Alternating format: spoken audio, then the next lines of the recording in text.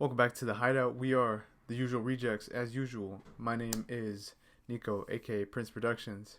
And I am AAPS, Christian Villagomez. My name is Kevin, but Oh, I have to work. yeah, but I have to get the bag.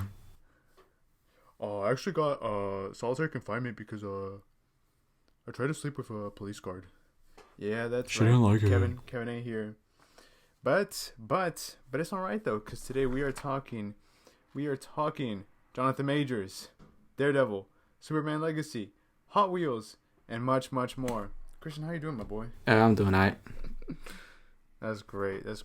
Speaking of aight, Captain America: Brave New World has just wrapped filming, so this is coming together, and reports are saying they're saying that well, and by reports I mean this is coming from Anthony Mackie, that Harrison Ford had supposedly ripped his pants while filming several times. So you could probably guess what that means. Oh yeah, that means he went big Red Hulk, but he doesn't know what that means. But he yeah, right. You think Harrison Ford actually read any comics? No. Or is he just freeball it? I mean, I'm sure he know. I'm sure they told him what a Red Hulk was. What a Red Hulk was. What a Red Hulk was. It's a fucking unicorn or something. Of course they told him. Yeah. Bro, I feel like that fool just don't care anymore about anything. He just kind of does everything but doesn't really care. Yeah. But he also doesn't need to. That's true. That's why he joined the MCU in the first place, because he was just bored. Told me it was fun. So why not? Yeah. He was just bored. I mean, good for him, right? But yeah, so we'll start seeing that pretty soon. I'm excited for it, but seems like it's. I mean, this is obviously good, but that a lot of things have been pushed back. Hopefully, this doesn't get too pushed back, because and this is coming out today, right? Simu Liu, right? Shang-Chi. He just stated that that originally Shang-Chi 2 was supposed to come out after Kang Dynasty, but now he doesn't really know when it's going to come out. So stuff in Marvel is going on behind the scenes. They're revamping everything. What do you make of that? Well, Disney, I mean, Iger came out and was like, yeah, we're doing all that, right? I mean, unfortunately, and I love Shang-Chi. It's a really good movie. It didn't make any fucking money. And, I mean, for the pandemic, it did all right, actually. They're pretty decent, but... Of course, but overall, yeah, I know what you're saying. Yeah, so, I don't know if Disney's gonna want them to continue. They might want to do the Marvels thing. Oh, let's have a Shang-Chi Iron Fist team-up movie. Or, something like that, right? Maybe it's gonna be something along the lines of that. And I mean, to be honest, that doesn't sound all too bad for me. In my opinion. I mean, there was only one thing that the director wasn't allowed to do in the first one. He never said what it was, and let's be honest, it was Kunlun and Iron Fist and all of that. Of course, yeah. Which, let's be Shang-Chi, that movie was literally just it had nothing to do with Shang-Chi from the comics. It was literally just Iron Fist's origin story, ripped beat for beat almost.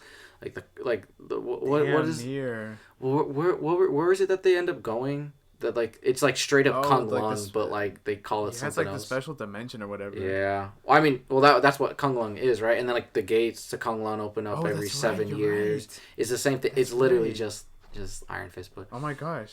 But yeah, it's not Shang-Chi's origin story in the comics. They just took Iron Fist. I mean, if they do something with them too, because Daredevil's in the MCU now. Maybe bring back Finn Jones. I mean that. I really like him as Danny.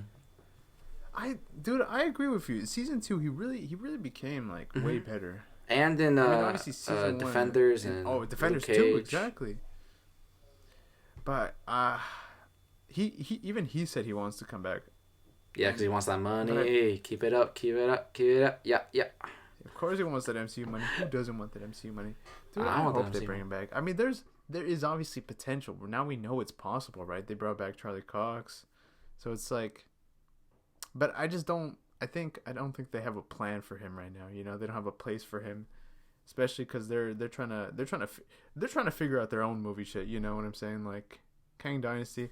Obviously, the whole Jonathan Majors situation is getting is getting interesting.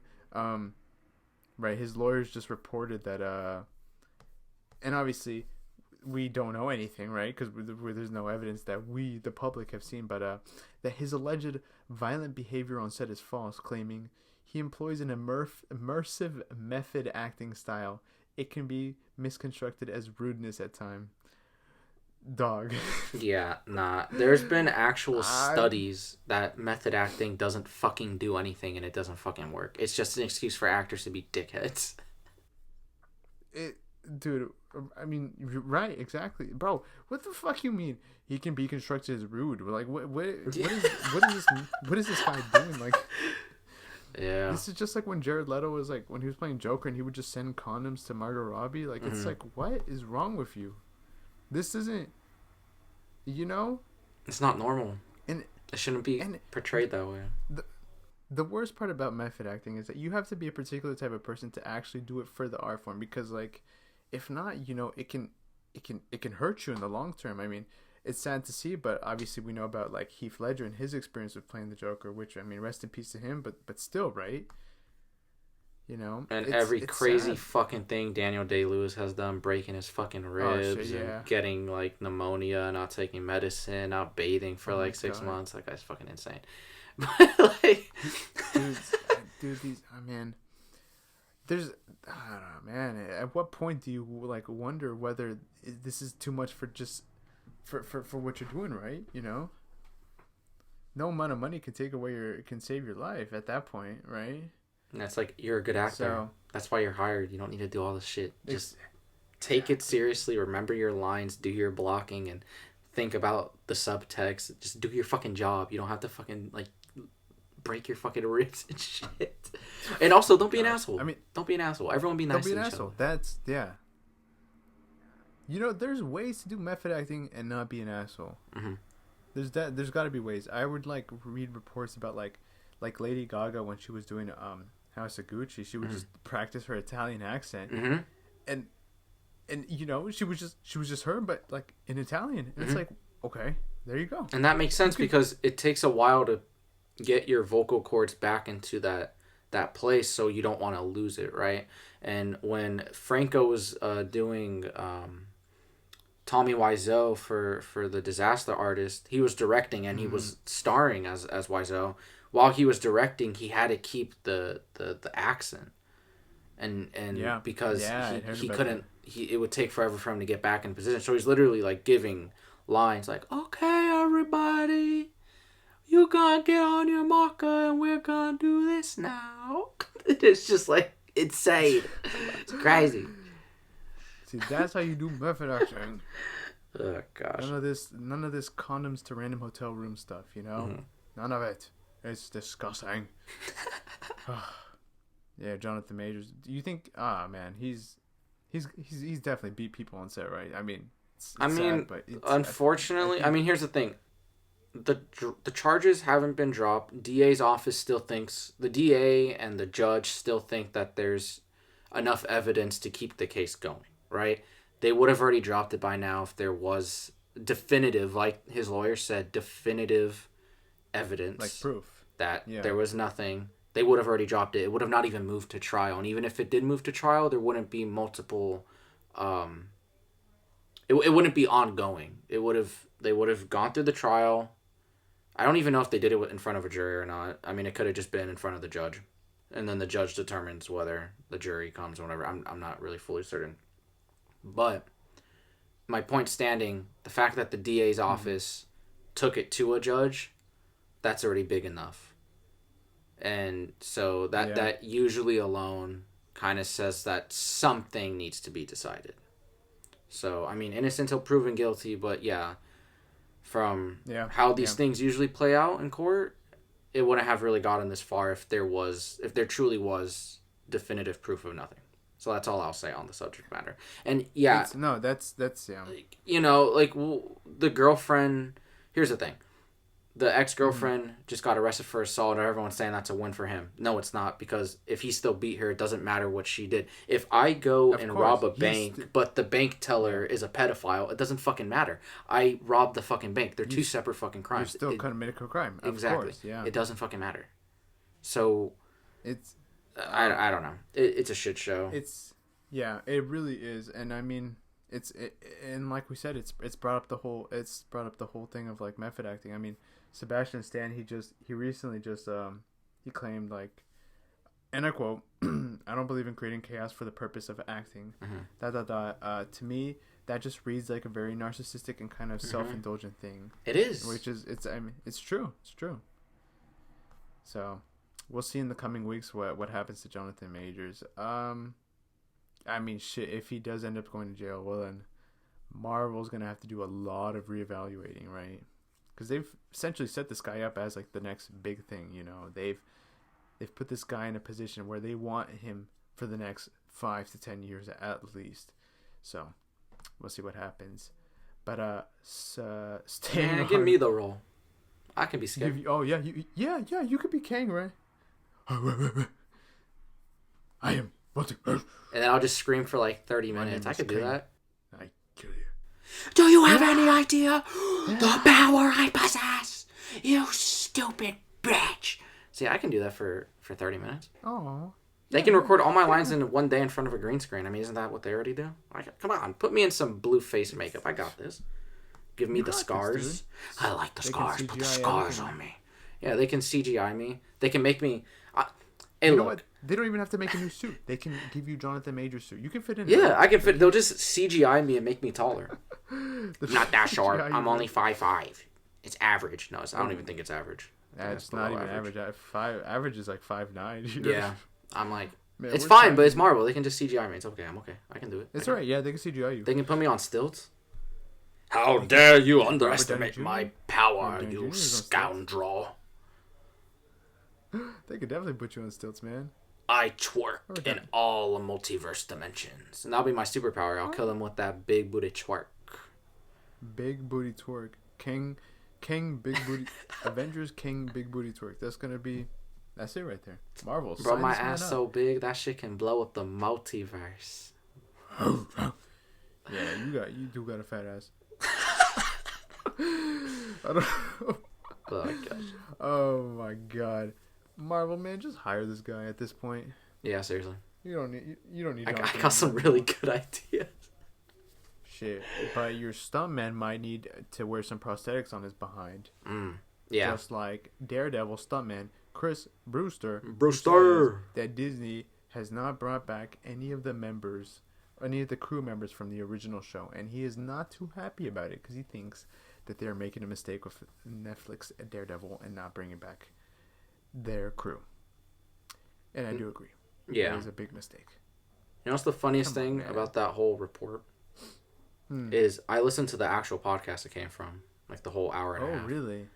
It literally had like 86 views, and everyone's talking about it. So that means like maybe 2 people spread the word, and no one actually did the due diligence to go listen to the podcast itself. Yeah. But no, I listened to the podcast that Brewster was on. Now, Brewster is like, he's not just a stuntman. This guy's a stunt coordinator. He creates fight sequences. He helps with like second AD units to film. He writes scripts for the fight scenes. Like he actively I think he's also a stunt actor, so he does acting roles too, like minor like side character, like, you know, like characters that don't have lines and all that, but you know what I mean, like, of course. This guy is like the real fucking deal, right? He is the man. And so like he was talking about like everything you said, but I mean there were some other things that we'll get into like after the main juicy stuff, but yeah, no, I mean he, like you said, he talked about how they weren't bringing back anyone because Marvel doesn't want it to be anything like the original show. In fact, Charlie kept bugging Marvel to bring Chris back. In fact, Charlie, really? From what, if I'm remembering correctly from the episode in the podcast, Charlie's done. Charlie brings him onto his other roles too. Like outside of Marvel. So like this is his coordinated stuntman. Like this is his guy, right? And so they literally didn't even want him. And what's so weird is he's Chris Evans' Captain America stunt double. That's true. I've seen this, yeah. So it's like, what the fuck? So and I don't the way it sounded like, from the way his tone was that it's like they were almost in disgust of what the Netflix universe was. Now, obviously, Yeah, so weird though because Brewster's also done stuff for the MCU. For the he MCU. did Miss Marvel, Doctor Strange, obviously Captain America, right? Loki. So it's like what? It's very weird. And here's the thing. There's been a lot of conflicting reports. There's some, like Stephen DeKnight, the original showrunner for season 1 of Daredevil. Mm-hmm. Maybe season 2 too. I'm not really 100% sure. But for the first season, he's heard from the people that have worked that it is basically season 4. But then there's other people that are like, no, it has nothing to do. And here's the thing. I still believe that everything Marvel TV is canon. And I don't believe it's canon in the multiverse sense. It's canon in the main canonical timeline. I want to be honest. There's no reason not to make it canonical. Even Agents of S.H.I.E.L.D.? Yes. Well, up till season 5. Season or 4 the end of season 5. It was like season 6 or 7 or in a different timeline. But then they come back. Well, I mean, no one's really sure. It's like kind of left open-ended if they actually do come back to the main timeline. But yeah, my point is, like, it's canon. And Kevin Feige, there's literally... Like, this video has, like, only 300 fucking views. Kevin Feige, when Infinity War was coming out, explicitly said that all of the shows are a part of the continuity. Like clear as day. Granted, that was years ago, and things can change, I understand. But my point is,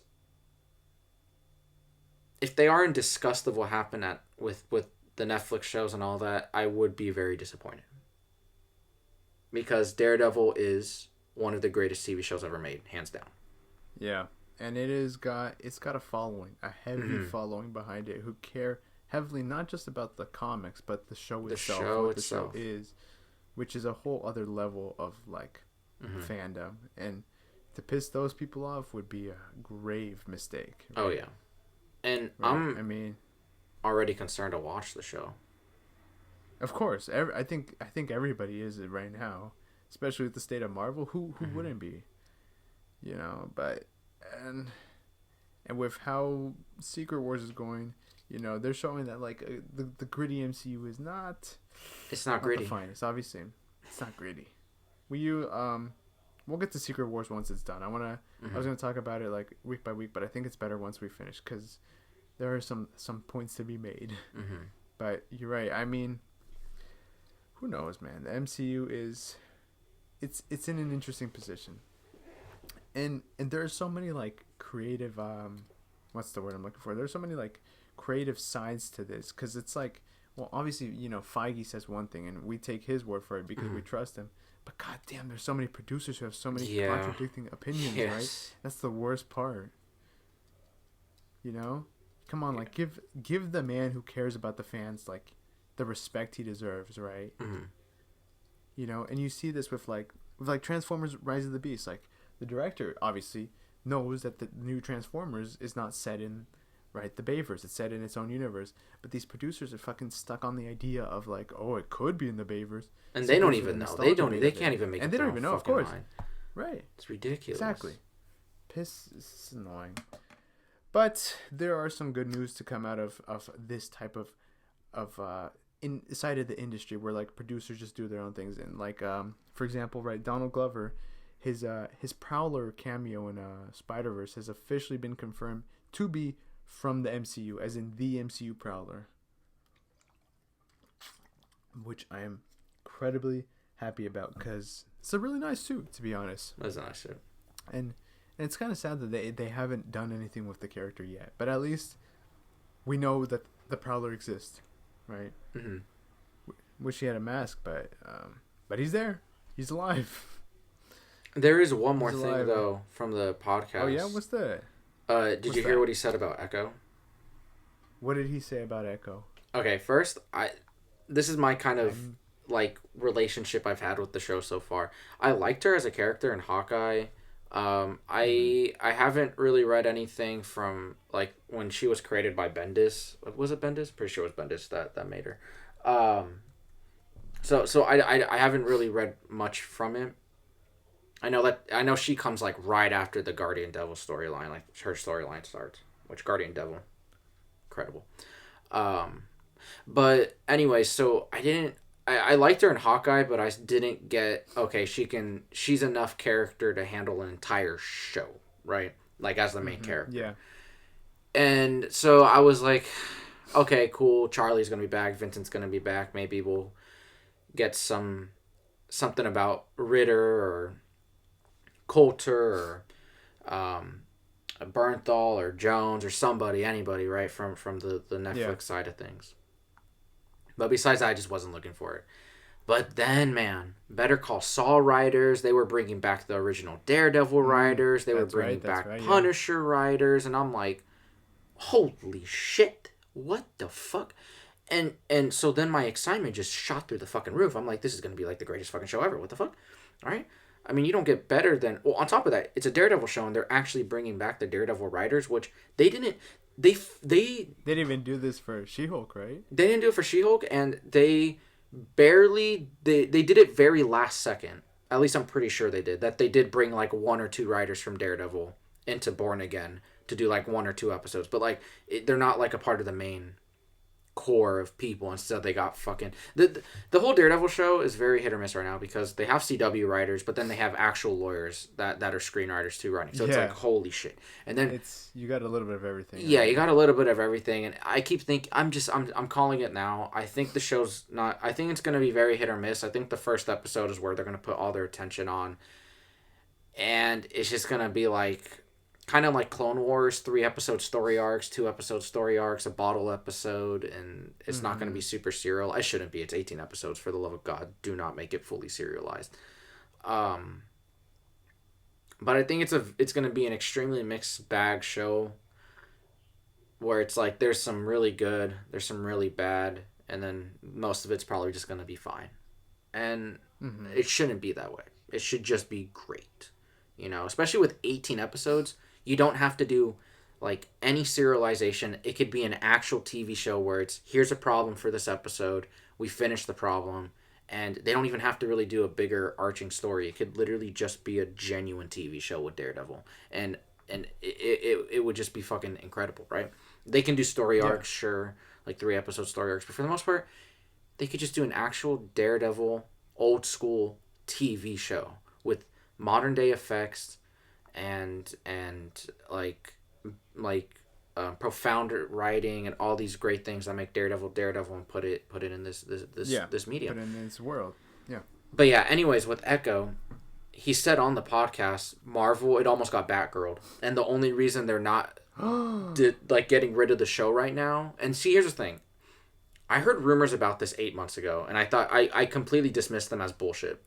But apparently they were fucking true. That Marvel was thinking about getting rid of the show.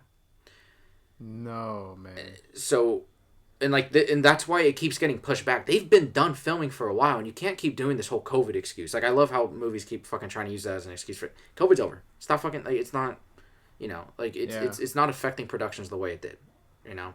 So, why does the show keep getting pushed back, especially since it's been filmed so long ago? So, I guess those rumors are true because he was, and mind you, the significance of who Chris Brewster is within not just the industry but for Marvel, he knows everyone that's working on these productions.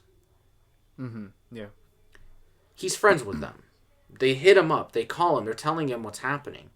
So he was saying that Marvel the show's really bad, and they were about to shelve it, and they keep re-editing it. That's why it keeps getting pushed back, and there's no official release date yet.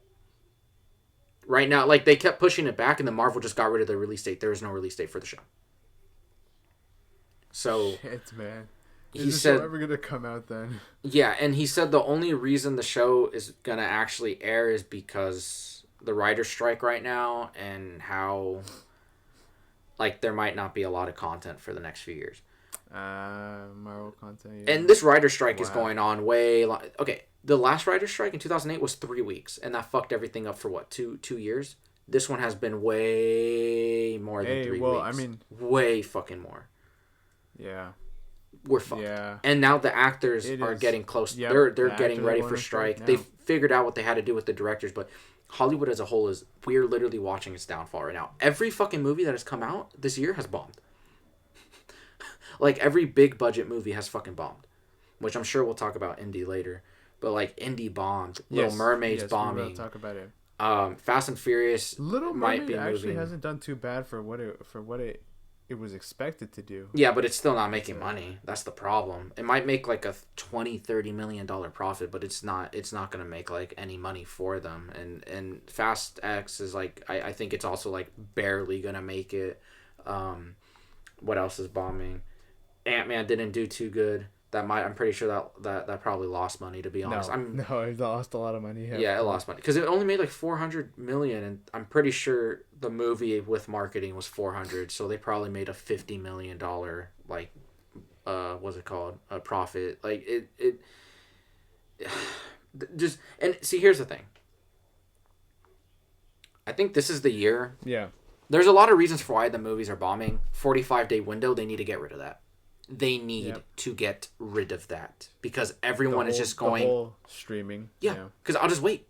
Of course. I'll just fucking wait. Yeah, exactly. Who wants to go see a movie right when they could just wait a couple weeks and then bam, now you got it on your TV screen. It's fucking expensive. It's $15 for HBO Max and it's $15 for one ticket, and I'm bringing my whole family, and they want popcorn, and they want Slurpees, and they want a hot dog, and they want nachos, and blah blah blah blah blah blah blah. It's not even a fun experience to go to the fucking movies. As a family, at least, like, fuck, me going to the movies on my own is stressful sometimes. Like, literally, sometimes I have to pay for my girlfriend. That's like $30 for opening night. $30 for 2 fucking people. It's fucking absurd. Of course. And so people are literally bringing their whole. It's like no one wants to fucking. Why am I gonna spend? I'm not even fucking joking. The average family is a couple and then 2 kids, right? Why the fuck would you spend 15 times fucking 4? Jesus fuck. It's too late for me to be doing math in my head. 15 times 4 is $60 just for the tickets. You're gonna spend, Jesus Christ, probably another $25. That's the point. Though the point is you're spending a shit ton of money. You're spending like $80 to go to the fucking movies for something to be mid. Seriously, generic, fucking lazy. And guess what movies are making the money this year? The good ones. Guardians, Spider-Verse. Guardians of the Galaxy, Spider-Verse. This little independent movie that just came out, Sound of Freedom, is doing fucking great at the box office for the type of budget it has. So people are now getting to the point where it's like they are being super picky on what they're watching, right? They're not going to go like indie. We'll save it for when we talk about it. But okay, yeah, we're gonna get to indie because there's some stuff to be said about this. But I know what you're saying. Yeah, but it's like it's also like, okay, these producers, these companies don't know their audiences. They don't know what people want, right? And we will talk about it later. But who's asking for another Indiana Jones movie, right? Who's asking for Ruby Gillman, Teenage Kraken, right? Who's asking for this shit? I don't even know what that is. You don't even know.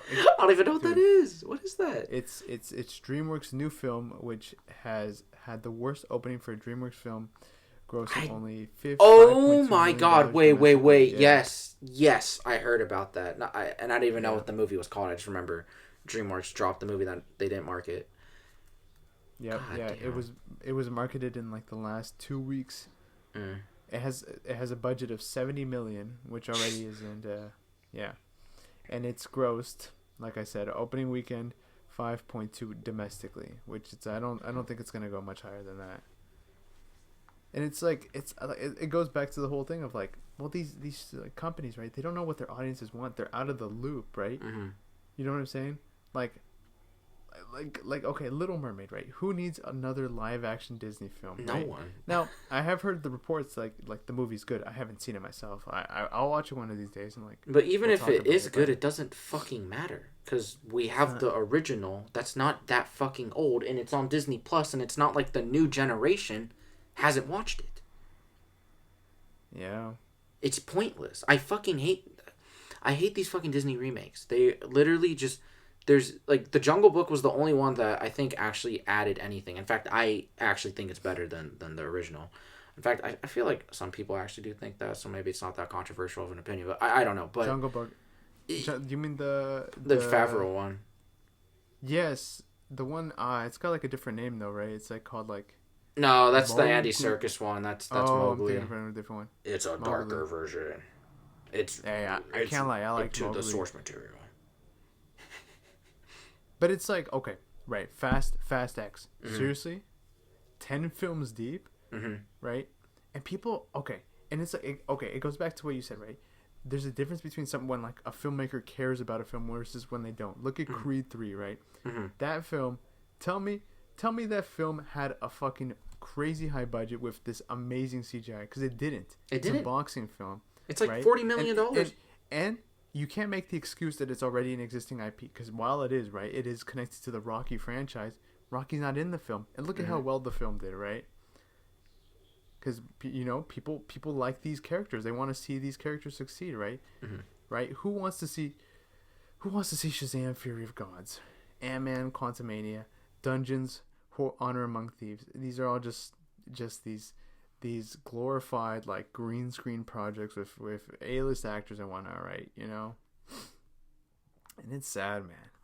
And it's crazy because like I said with Creed 3, right? These movies can succeed. Sound of Freedom, right? Creed 3, like, you just gotta have a good story, and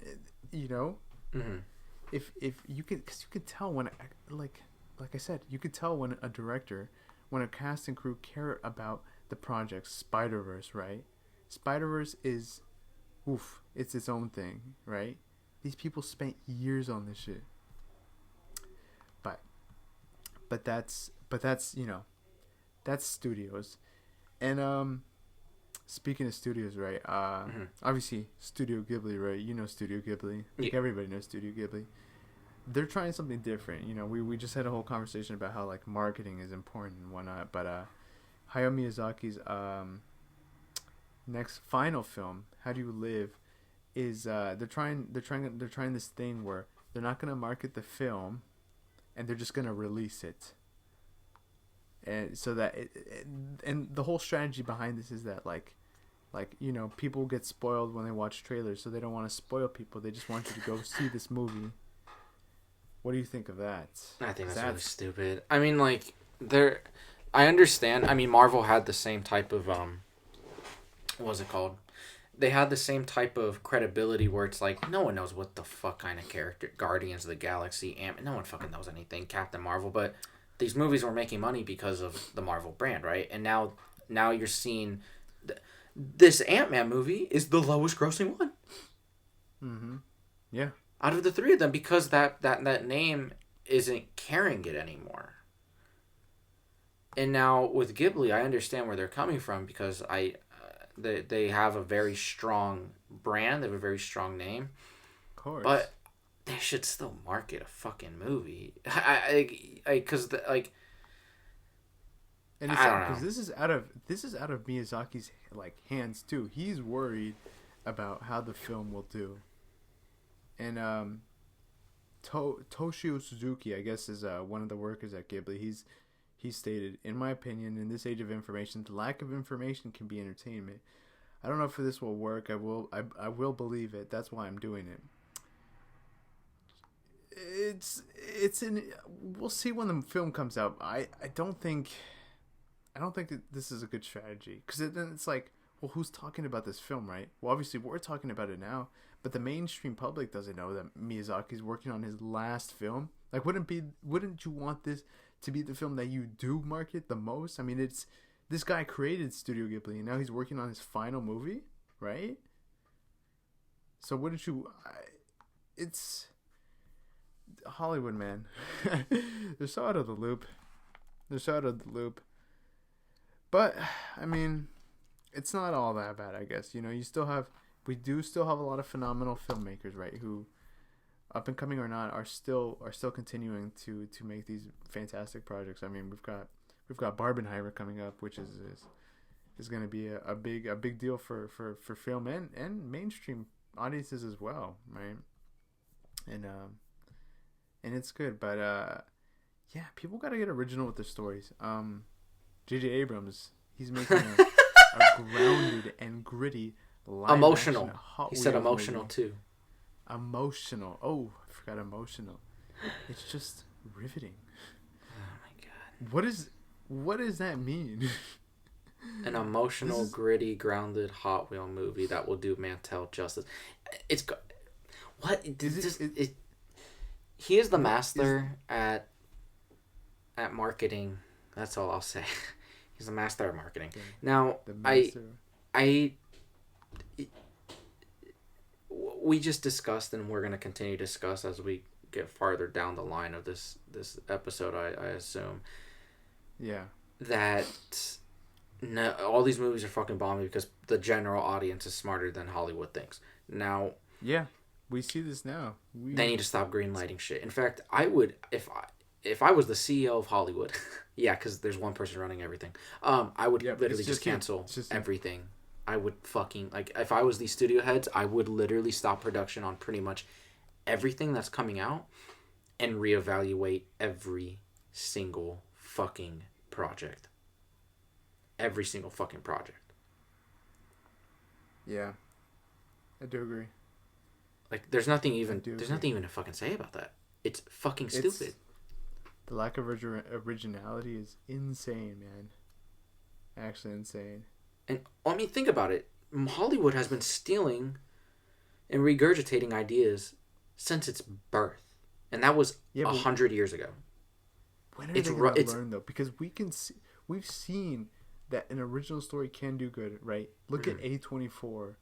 The studio, the company that their brand is based off, like, just their weirdness, right? And whatnot. Everything, everywhere, all at once, right? What does that tell you? We've never seen these characters before. They're not from a comics or TV show. But look at how great, like, the film was and how great it did. It just takes originality, you know? You just gotta care about the IP, what you're doing. It's so sad. It's so sad, it really is. And the worst part is, right, you got, right, these things happening, and for every big character you have, there's like 200 things about them. You know what I'm saying? Like, right, let's take Superman. No disrespect to James Gunn or, you know, or anybody or working on current Superman projects, but we have are about to have 3 concurrent Supermans going on at once. We have James Gunn's Superman Legacy, right?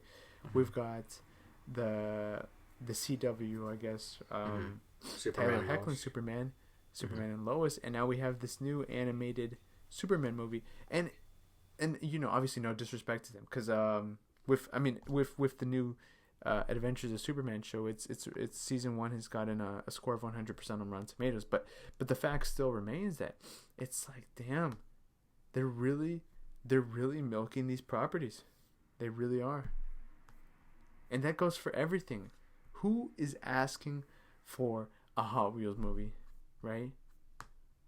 Who's sitting there and thinking, I wish I could ask for a Hot Wheels movie, right? And it's like, well, we have a clear example. Indiana Jones, right? And I think this is an important time to get into this. Who actually asked for an Indiana Jones movie, right? No offense to Harrison Ford. He is a great guy, great actor. But and you can see it. You brought it up earlier. The film is not doing as well as they wanted to do. Right? Yeah. I mean, with Indy, there's a lot of reasons why. And honestly, I would say I do think people were asking for at least one more, because Kingdom of the Crystal Skull just put a bad taste in everyone's mouth, right? So I think they wanted one more movie just to at least be like, that one wasn't the last one. So long. They did wait too long. And you know what's funny is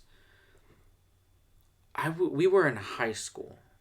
Freshmen. We were freshmen in high school, 2016, when Spielberg first announced that they were going to go into production for Indy 5. That's how long ago it was. 2016. We've graduated high school 3 years ago. They literally, like, I don't know why they waited this long for. And and everyone has said this, there should have been another one before Kingdom of the Crystal Skull. There really should have been. I mean, there was already a big gap between, right? Mm-hmm. What was it? The Last Crusade and that one, right? Mm-hmm. And there's an even bigger gap. No. Is there? No. Because The Last Crusade came out in 02, 03, I believe. I thought it was like the 90s. Oh, 80. Oh, wait. 89? I thought it was like, 89. Shit. 89, and then 2008, and then 2023. Yeah. Yeah. Yeah. You're right. No, there really should have been another one. And what really like sold that point was, without spoilers, the fucking opening of Dial of Destiny.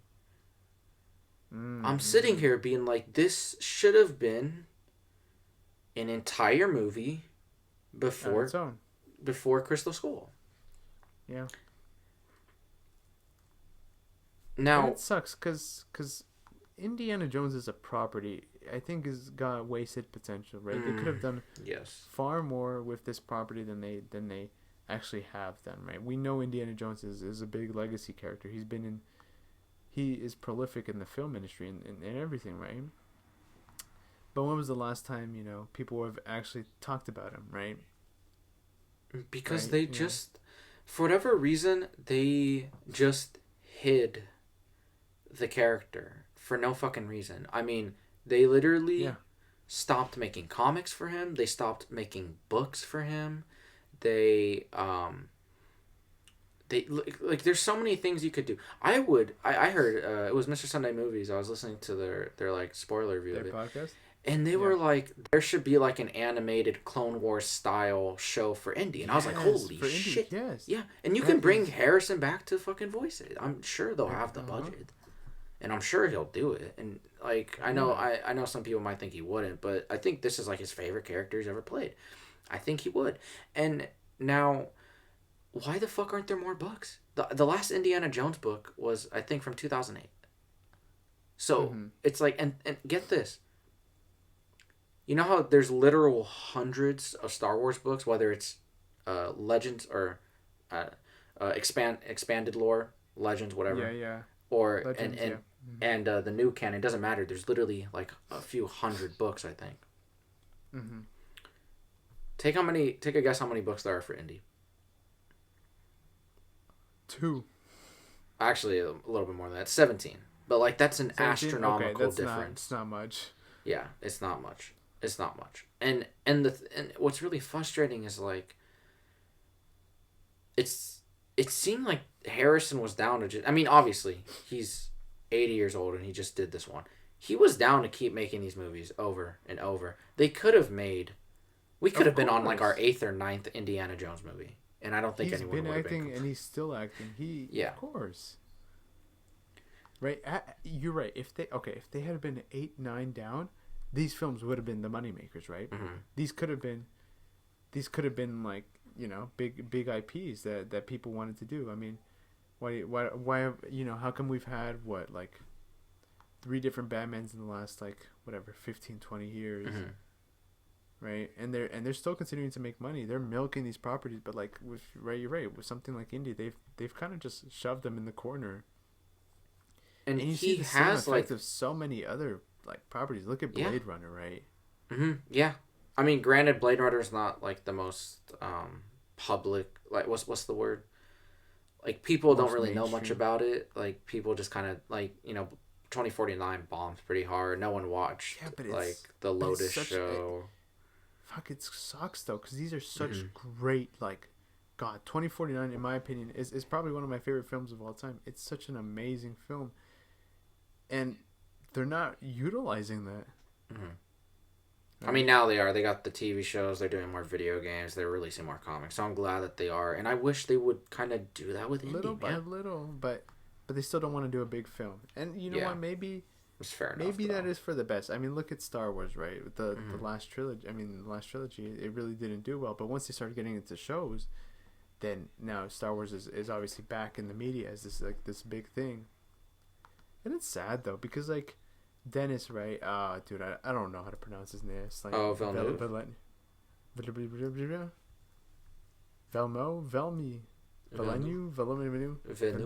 Villeneuve. DV. We'll call him DV.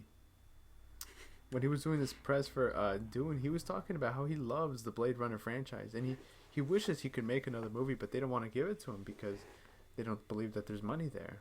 Mm-hmm. And it's sad because you can tell, man. It's a film and a half. You watch that film and you feel something. And it's better than the first one. And that first one is an almost perfect fucking movie. I I'll say this right. I don't know if maybe you know what. Well, the final cut of it is like the final cut. I think it's better, but in different ways. I think they represent the same overall topic of humanity, but in different perspectives. So they feel very different to me, but still connected. But I do agree that Blade Runner 2049 is better overall. But man, like going back to Indy, right? I mean, they did have that one TV show, right? Yeah, The Young Adventures of Indiana Jones. You know, each episode is actually movie length. It's an hour and a half each episode. Yeah, it's crazy. And Lucas created the show, and he wrote like the stories and everything for it, like the scripts and all that. You know what the saddest part is? All these Indiana Jones films and this show have just been added to Disney Plus like right 3 now. weeks ago. Yeah, right. Horrible right fucking now, decision. right leading up. Should have been on Disney Plus. Should have been on there for years, right? Mm-hmm. But they add it now, and I found this out because a couple weeks ago when I started watching Indy, I tried to look for them, but I couldn't until I found out that they were going to add them to Disney Plus, and then obviously I waited, but still, right? They should have already been there, right?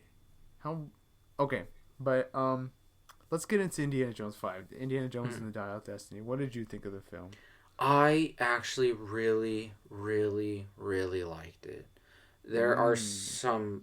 It's a complicated film to talk about because there are some problems. And this is more divisive than I thought. I kind of thought everyone was just on board of not liking it. No, it's actually very divisive. Like, there's some people that really fucking hate this movie.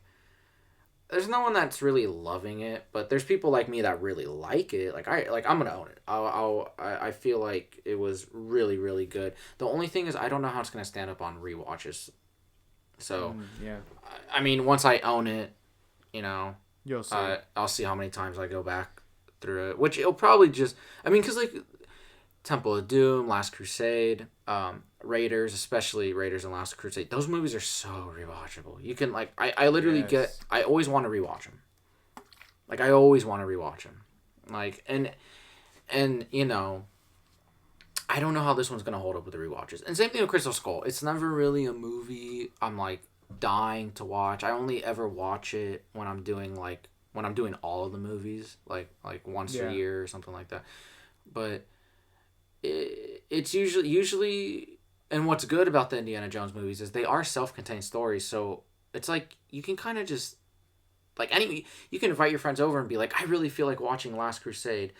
You want to watch it? Sure, I've never watched an Indiana Jones movie. Great, you don't need to watch any of the other ones. We can just watch it, right? And anyways, I really did like this movie. There are some things that were interesting. And guys, I'm gonna do a spoiler-free version since Neco hasn't watched it yet. But you can, I'll just do a spoiler-free version. I think, okay. Yeah, Phoebe Waller-Bridge. Okay. There's things in this movie that go just a little too far. Like, I like the idea, but then they take it to the extreme. So I will talk about the one spoiler you do know, which is Mutt's death. That was kind of one of my points, where it's just like, you kind of took it too far. Like, some people don't like that, in that it takes a little bit more of a realistic approach to Indy, but then these are the same people that were bitching, how is he moving like that in Kingdom of the Crystal Skull? He's fucking 70 years old. He's You can't have both. So shut the fuck up. You're just going to complain about whatever's new because it's new. Shut the fuck up. You see that a lot with Star Wars, and it pisses me off. It's like, there's differences between... Okay, I'm okay with saying this. I'm okay with... I don't really like talking negative about certain things because, you know, we do want to work in the industry, so I don't want to be too specific. But I will feel comfortable enough saying that I really disliked Last Jedi, and everyone disliked... what was it? The Force Awakens. No, not the Force Awakens. Rise of Skywalker. Right? Of course, dog shit film, right? Those are just bad films. Like, there's a lot of like inconsistencies with the plot, the dialogue, character development, stuff like that, and those aren't the issues of like, oh, it's changed. But we saw it with the prequel trilogy. Yes, I feel like the one movie that really deserves, I guess, a lot of hate is it's more so Attack of the Clones. Phantom Menace is actually really good. It has its issues. So does Revenge of the Sith. But sure, I can respect the opinion. But the thing is, like, the change in things is what pisses people off. Like, they know things a certain way. So I feel like that's kind of being applied here. And yeah, I liked the Indy looking at him kind of as this aged hero that's like, he can't do it anymore, and it's kind of tearing him apart. Now, there are points where they took it too far. Killing Mutt was just a little too much. They could have just done a phone call and been like, he has his own life now. Maybe he's an adventurer now. He's an archaeologist. He's going out exploring the world, and that makes him feel sad because now he's older and he can't do that. There's a lot of other things they could have done besides just murdering, because there's two halves of it, and I know the other part of it isn't spoiled, but for those who have seen the movie, because of his death, there's consequences with him and another character. That also, like, kind of just took it too far and ruins the ending of Crystal Skull. So I'm like, there's moments like that. And then I'm bringing that up because I really liked Phoebe Waller-Bridge's Helena. But there were also moments where they just took it too far.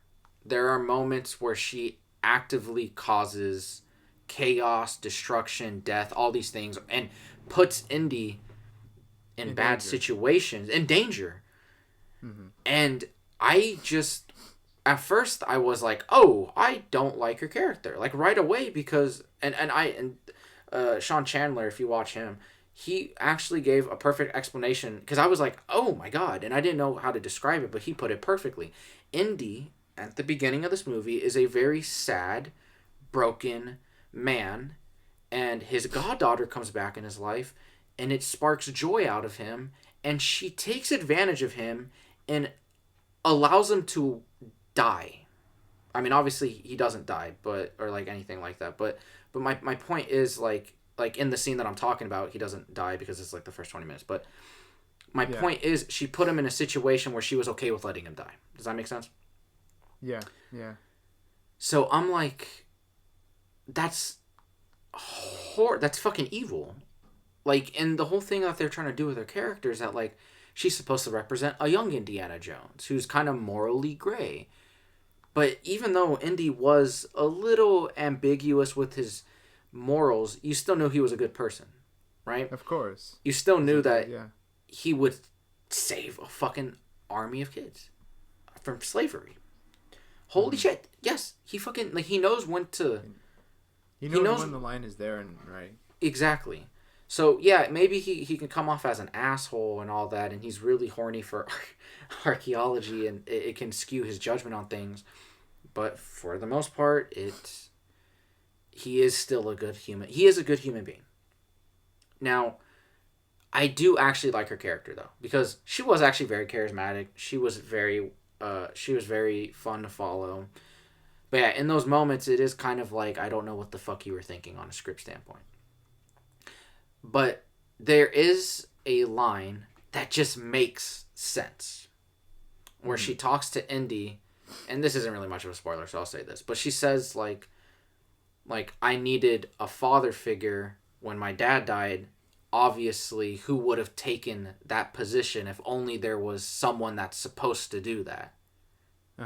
Yeah, of course. He's her godfather. Indiana Jones. That was his job. He didn't do that. And then it makes you realize, holy shit, she was orphaned at at a young age, and her father like dies, and he was supposed to be there. So why wouldn't she be like, yeah, fucking die, I don't care. Like, it makes sense, but because they waited so long to have that moment, it kind of happens too fast where you try to switch and be on her side. But no, I really did like her character for the most part. And yeah, the ending, okay, without giving anything away, it is crazy. I'm gonna be honest, I feel like they could have done more.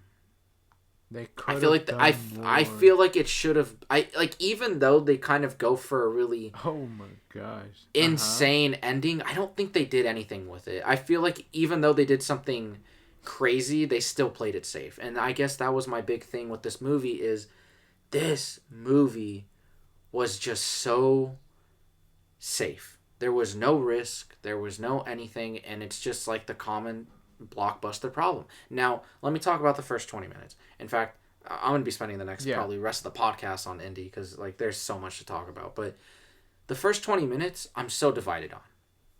Why is that? A lot of people love the first 20 minutes, and I really enjoyed it, but it takes place during World War II. It's him de-aged, and I just couldn't help but keep going back to that idea of holy shit, why didn't we get another movie in the 90s set during World War II? Yeah.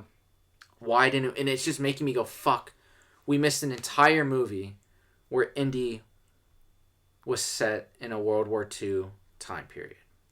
Yeah. And it just kept making me think that, like... The wasted potential there, right? The wasted potential, because I'm looking at this, and I am not even joking. I would say maybe 85 to 90% of the opening was fully CGI. Every single fucking thing. Every single fucking thing. So... it wasn't really that exciting. And I would say that pretty much all the action scenes were that way.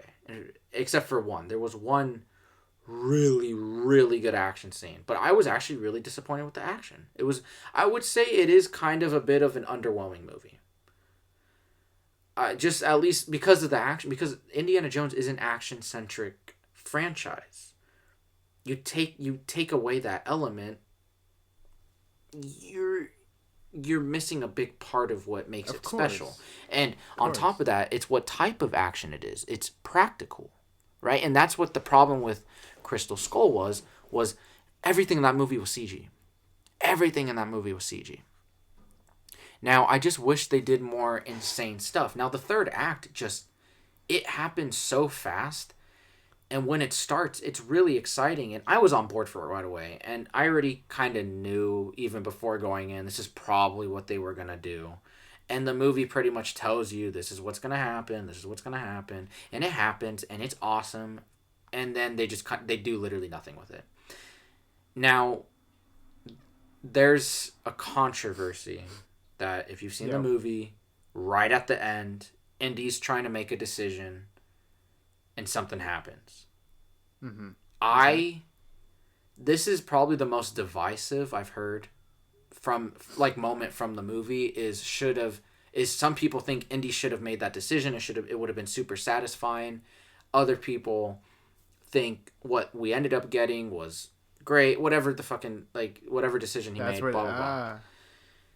I think how the movie ended was way better than what it seemed like it was going in. Now, the thing is, there's so much controversy with the ending and how there's so many elements to the last 20 minutes of this movie that are just so divisive. And it's just so hard to even if we were talking spoiler free, it's still kind of hard to explain how I fully feel. But what I will say is, I could tell while watching it that the entire ending was reshot. I could tell. It had that very rushed green screen effect. Yeah. And you can tell Harrison has a different haircut. There are some people that are saying that the movie was supposed to end in a very, very dark, dark, dark way. And some people think it would have been very good and it would have been very poetic. It would have been poetic. Must have not liked it then, huh? I would have fucking hated it. Now, I understand why there is a group of people that would have really liked that ending. I really think it was smarter than not to fucking do that.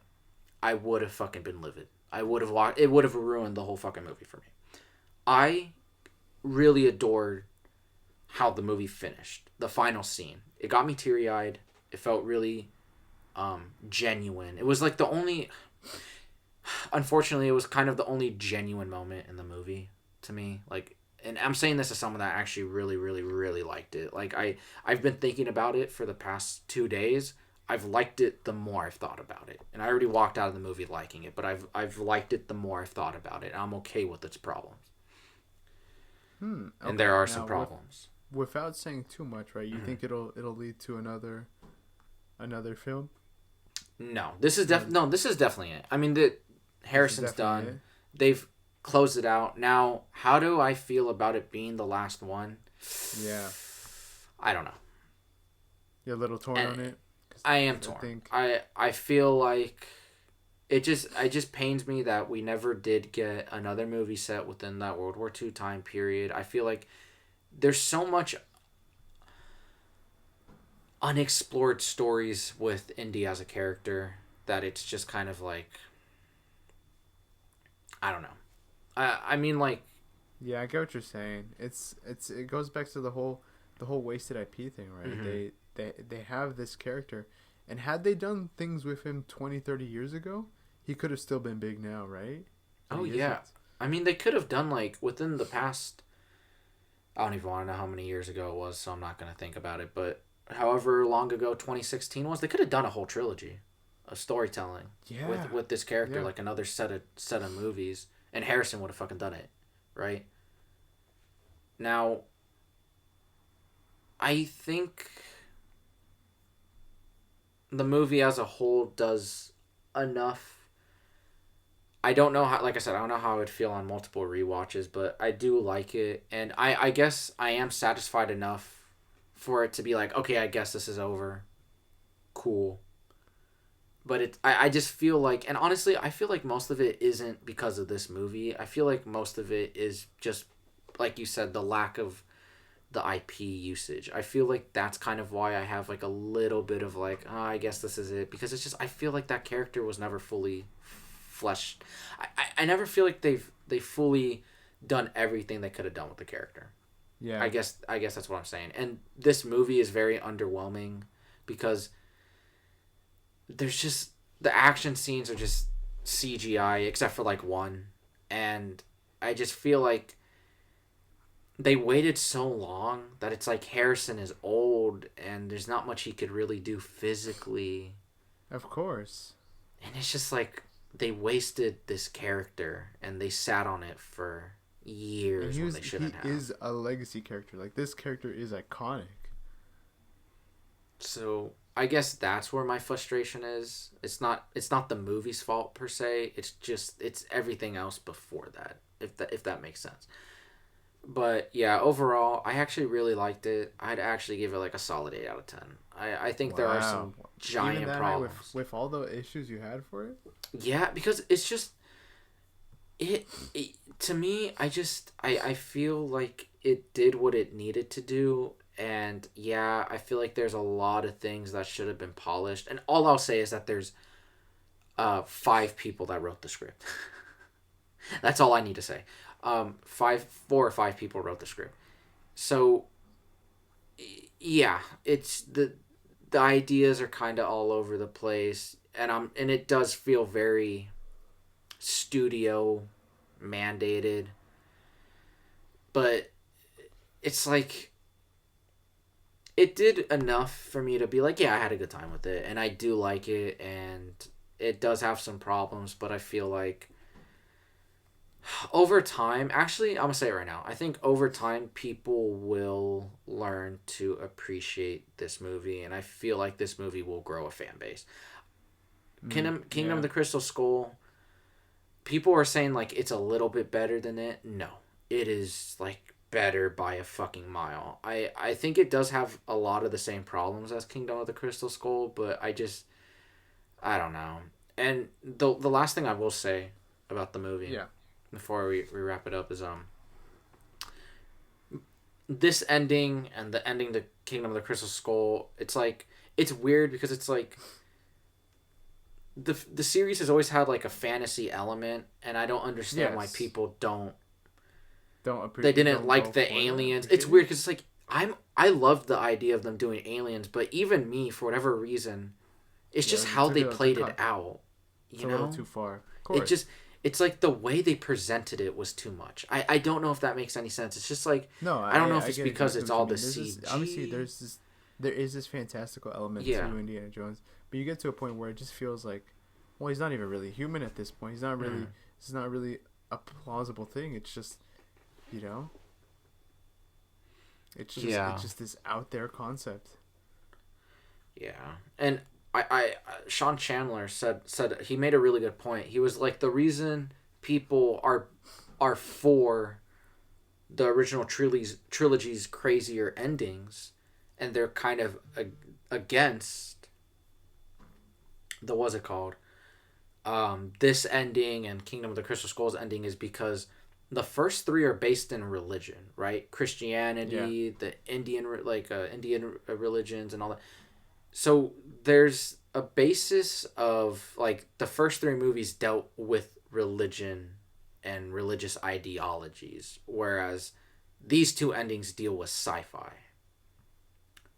So they're kind of different. One's more fantastical, and then one's more sci-fi, and maybe that's why people have a problem with it. I don't know. But I think... Yeah. I don't know. I think they did a better job at this one. I mean, even... Not really. I don't explain it. What they end up doing, it doesn't make any fucking sense. They never really explain it. There's some things that actually straight up happen in this movie that they don't explain at all. And,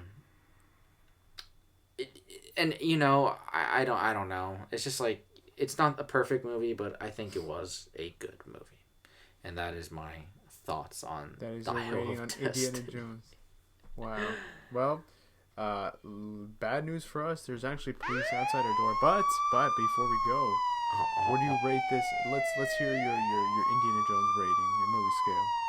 Oh yes. I would say Raiders first, Last Crusade, Temple of Doom, Dial of Destiny, Kingdom of the Crystal Skull. Okay. Very interesting. I think for me, I've got The Last Crusade first, Raiders, Temple of Doom, then Kingdom of Crystal Skull, and then we'll see where this one goes. But you know, but that is Indiana Jones and movies this week. I am Neco, aka Prince Productions. I am APS Entertainment, aka Cheryl. And Kevin is dead.